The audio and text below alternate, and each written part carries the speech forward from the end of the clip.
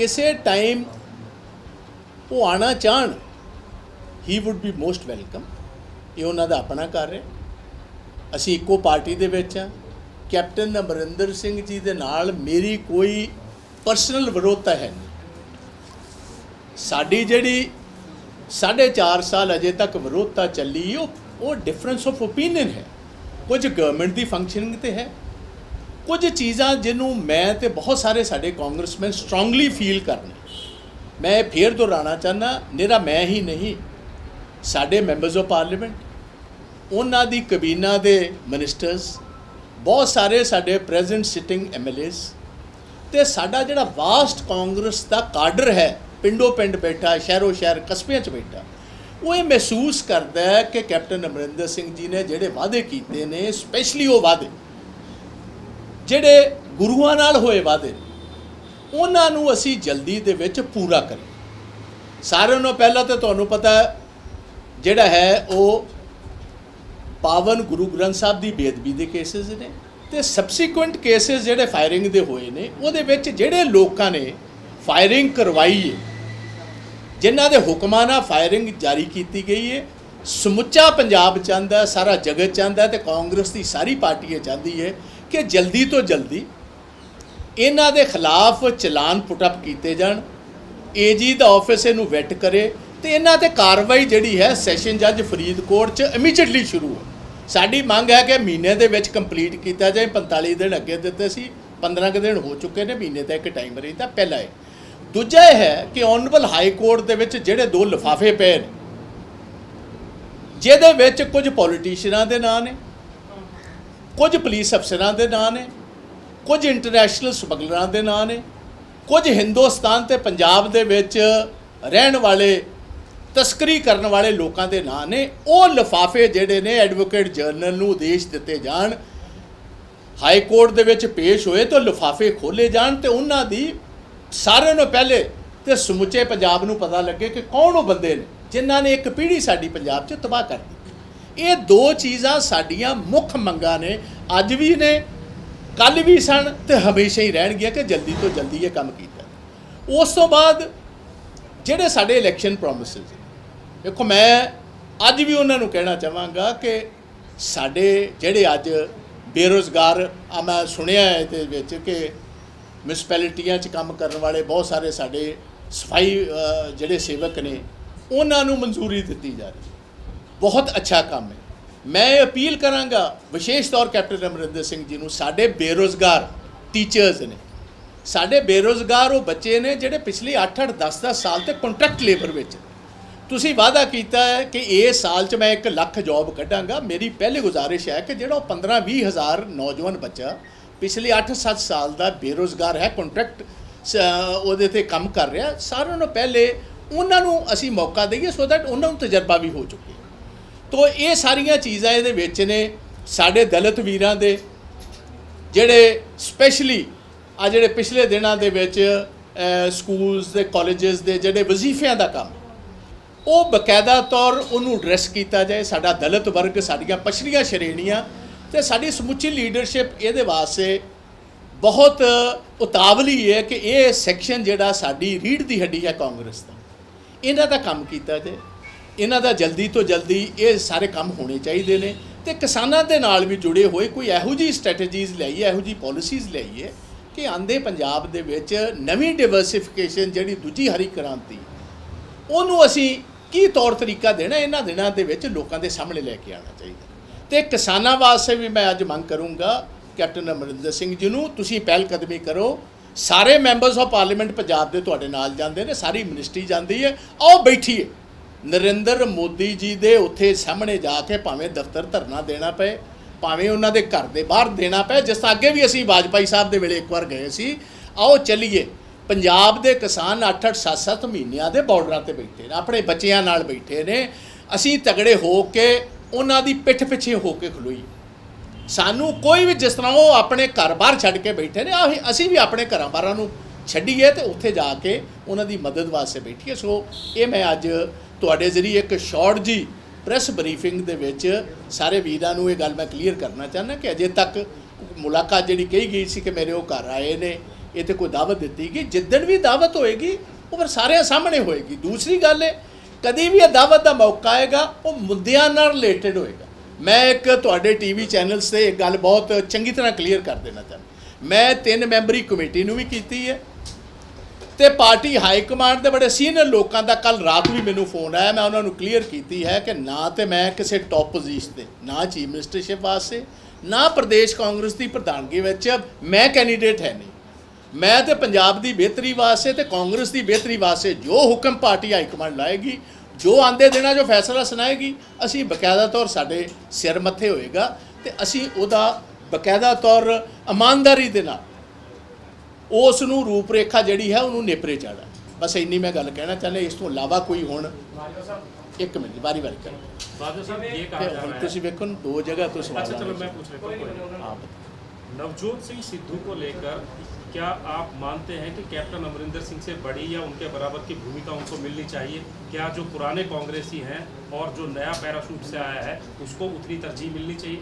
देखो, एक मैं आपके सारे चैनल्स के लिए क्लियर बात कर देना चाहता हूँ। जब सर नवजोत सिंह सिद्धू कांग्रेस में आ रहे थे तो बहुत सारी सीनियर लीडरशिप जो है पंजाब की वो रुकावट भी डाल रही थी और चाहती थी वो ना आए। उस टाइम भी साहब प्रगट सिंह जो हमारे एमएलए हैं, हमारे साथी हैं, वो इस बात के गवाह हैं कि मैंने तब भी इंटरवीन किया था और मैंने तब इनकी सिफारिश की थी कि ये एक असेट रहेंगे पार्टी के लिए, आप ज़रूर।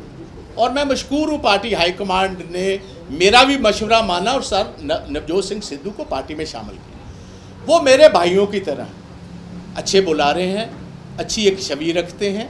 मैं 100% चाहूँगा और पार्टी हाईकमांड भी चाहेगी और कांग्रेस के वर्कर भी चाहते हैं, उनको एक अहम रोल ज़रूर पंजाब में दिया है। मगर इसके साथ साथ मैं एक और क्लैरिटी भी करना चाहता हूँ कि देखिए, एक बात सभी को समझ लेनी चाहिए कि टॉप पोजीशंस पर पहुँचने के लिए कुछ वक्त भी चाहिए। आप पार्टी में आए हो, कुछ टाइम दीजिए और जो भी रोल पार्टी देती आप उस पार्टी को माथे पर समझो, सर माथे पे लेकर उसको निभाएं, सारे इकट्ठे होकर चलें। ये तो आप देखिए कि मैं समझता हूँ कि पार्टी पर हम सारी बात छोड़ें, क्योंकि ये सारी बात 3 मेंबर कमेटी के साथ दूध का दूध और पानी का पानी हो चुका है, क्लैरिटी हो चुकी है क्या वो चाहते हैं। ये मैं बिल्कुल नहीं कहता कि उनको रोल ना दिया जाए, मैं कहता हूँ ज़रूर रोल दिया जाए, मगर जो लॉन्ग टर्म जो लॉयलिस्ट हैं पार्टी के, जिनको 40-45 साल हुए हैं, और विशेष तौर वो लोग जो टकसाली कांग्रेसी, देखो 3 इंग्रेडिएंट्स मैं बहुत दफ़ा अपनी इंटरव्यूज़ में कह चुका हूँ, किसी भी ऑर्गेनाइजेशन को लीड करने के लिए वो पैरामिलिट्री फोर्सेस हों या आर्म्ड फोर्सेस हों, कोई सियासी दल हो, 3 इंग्रेडिएंट ज़रूरी है। नंबर 1 होता है लॉयल्टी, नंबर 2 होती है सीनियरिटी, नंबर 3 है कैपेबिलिटी। ये तीनों चीज़ जिसमें है उनको मौका दीजिए और इकट्ठे होकर सभी को चलना होगा। कोई कर्नल ओवरनाइट जनरल नहीं बन सकता, आप इतनी बात समझे। बहुत काबिल कोई कर्नल भी होगा, उसको जनरल बनने के लिए कुछ वक्त का इंतज़ार करना होगा। तो इसलिए मैं ये बात कहूँगा, सभी को ये बात हमने पार्टी हाईकमांड पर छोड़ी है, जो उनका फैसला होगा हम आगे भी मानते हैं, अब भी मानेंगे। और मैंने अपनी क्लैरिटी दे दी है, बिल्कुल इस बात साफ तौर पर मैंने ऊपर भी कह दी, मैं किसी पोस्ट के लिए कैंडिडेट नहीं हूँ। जिसको भी आप बनाओगे, जो भी पोजीशन दोगे, हाँ ये मैं ज़रूर, मैंने ऊपर भी बात कही है कि सारे सेक्शंस, इधर हमारे दलित भाई हैं, हमारी बैकवर्ड क्लासेस हैं, हमारे हिंदू भी भाई हैं, हमारा सिख भाईचारा है, उनमें बैकवर्ड क्लासेस हैं, हमारी शेड्यूल कास्ट हैं, वो सभी को एक प्रोपोर्शनल रिप्रेजेंटेशन पंजाब में देनी बहुत ज़रूरी। तो इसका ध्यान आप कीजिए। आप फाइनल जो भी इन्होंने चेंजेस करनी पार्टी हाईकमांड लेकर आएगी, वो फेर बदल पार्टी में होगा या कैबिनेट में होगा, ये फैसला तो उन्होंने करना। मगर मेरा ये कहना है कि आप सभी को रोल दीजिए, मगर उसमें सीनियरिटी, कैपेबिलिटी और लॉयल्टी, ये 3 चीज़ें मद्देनज़र ज़रूर रखकर चलिए। राजू साहब, अभी लाली मजीठिया को चेयरमैन बनाया गया है, एक सेकंड, लाली मजीठिया को चेयरमैन बनाया गया, वहाँ पर सांसद भी आए, सारे मंत्री मौजूद हैं अभी, और उन्होंने बड़ी खुशी जाहिर की है कि अगर बाजवा साहब की कैप्टन साहब से मुलाकात हुई है तो इससे अच्छा कुछ हो नहीं सकता और पार्टी में अब नई जान आएगी। तो इसको आप किस तरीके से देखते हैं? देखो, ये सारे ही कांग्रेस के वेल विशर्स जो हैं, उसमें पार्टी कार्डर से लेकर ऊपर तक ये चाहते हैं कि इम्पोर्टेंट जितने लोग हैं इनके सिर जुड़े। हम सिर जोड़ने के लिए तैयार हैं। मगर एक बात मैं फिर क्लियर कर दूं कि कुछ चीज़ें ऐसी हैं वो कृपा कर कर आप ठीक कीजिए। कुछ गवर्नमेंट में भी मैं कैप्टन साहब को कहना चाहता हूँ, और कुछ ऑफिसर ऐसे हैं उनको मैं खुद डायरेक्टली भी हाथ जोड़कर गुजारिश करना चाहता हूँ। 4.5 साल आपने लगा लिए भाई, अगर आपसे काम ठीक नहीं हो रहा कृपा कीजिए, इसमें कांग्रेस की और गवर्नमेंट की जो पोजीशन है उसको ख़राब मत कीजिए, खुद ही छुट्टी ले लीजिए। कुछ ऐसे हैं जो मैं समझता हूँ कॉन्स्टिट्यूशनल पोस्टों के ऊपर ही बैठे हुए हैं, तो आज टाइम है, आप छोड़ दीजिए। 4.5 साल आपने राज कर लिया, 6 महीने रह गए हैं। गवर्नमेंट की जो एक लोगों में छवि है उसको ठीक करने के लिए ज़रूरत है।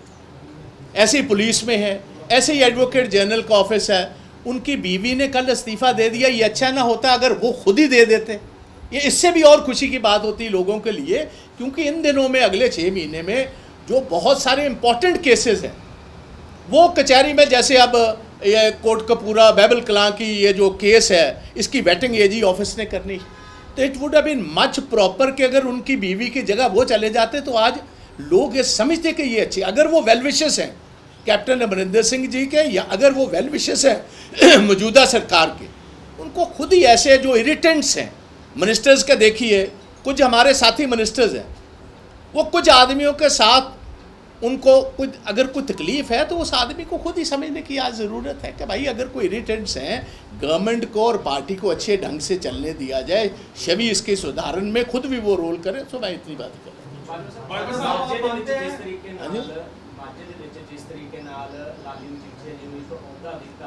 या फिर जिन्हें हम आ खबरां ਤੁਹਾਡੀਆਂ ਆਈਆਂ ਜਿਨ੍ਹਾਂ ਦਾ ਖੰਡਨ ਤੁਸੀਂ ਕੀਤਾ, ਤੁਹਾਨੂੰ ਲੱਗਦਾ ਕਿ ਪ੍ਰੋਪਾਗੈਂਡਾ ਕਈ ਲੋਕ ਕਰ ਰਹੇ ਨੇ, ਉਹ ਕੌਣ ਲੋਕ ਨੇ ਜੇ ਤੁਹਾਡੀ ਨੌਲੇਜ? नहीं देखो, प्रोपेगेंडा मैं नहीं ये कह सकता। वैलविशर चाहते ने कि हुण मैदान हुण जंग का टाइम आ रहा कि सारिया फोर्स सारे जरनैल इकट्ठे किए, तुम समझते हो ना कि सारा एक पासे कांग्रेस दी फोर्स दूजे पासे दूसरे इकट्ठे हो रहे हैं। बट असी कहने असी पार्टी की लाइन नूं हमेशा तो टो करते हैं, बट ਜਿਹੜੇ ਮੁੱਦੇ ਕੁਝ ਨੇ ਜਿਹੜੇ ਇਰੀਟੈਂਟਸ ਨੇ ਅੱਜ ਪੰਜਾਬ ਦੇ ਲੋਕਾਂ ਦੀਆਂ ਨਜ਼ਰਾਂ ਦੇ ਵਿੱਚ ਇਰੀਟੈਂਟਸ ਨੇ, ਮੈਂ ਸਮਝਦਾ ਕਿ ਅੱਜ ਪੰਜਾਬ ਦੇ ਵਿੱਚ ਬਹੁਤ ਵੱਡੀ ਸੋਸ਼ਲ ਅਨਰੈਸਟ ਸ਼ੁਰੂ ਹੋ ਗਈ। ਇਸ ਸੋਸ਼ਲ ਅਨਰੈਸਟ ਨੂੰ ਅਰੈਸਟ ਕਰਨਾ, ਉਹਨੂੰ ਰੋਕਣ ਦੀ ਬਹੁਤ ਜ਼ਰੂਰਤ ਹੈ। ਉਹ ਰੁਕੇਗੀ ਕਿਸ ਤਰ੍ਹਾਂ ਜੇ ਆ ਇਰੀਟੈਂਟ ਦੂਰ ਹੋਣ। ਹੁਣ ਗੁਰੂ ਗ੍ਰੰਥ ਸਾਹਿਬ ਦਾ ਮਸਲਾ ਜਿਹੜਾ ਇੱਕੋ ਸਿੱਖ ਸਟੇਟ ਹੈ ਦੁਨੀਆ ਦੇ ਵਿੱਚ, ਜੇ ਪਾਵਨ ਗੁਰੂ ਗ੍ਰੰਥ ਸਾਹਿਬ ਦੀ ਬੇਅਦਬੀ ਕਰਨ ਵਾਲੇ ਅਸੀਂ ਲੋਕਾਂ ਨੂੰ ਕਚਹਿਰੀ ਤੱਕ ਨਹੀਂ ਪਹੁੰਚਾ ਸਕਦੇ, ਅੱਗੇ ਤੇ ਕਚਹਿਰੀ ਦਾ ਫੈਸਲਾ ਕਿ ਕਿਸੇ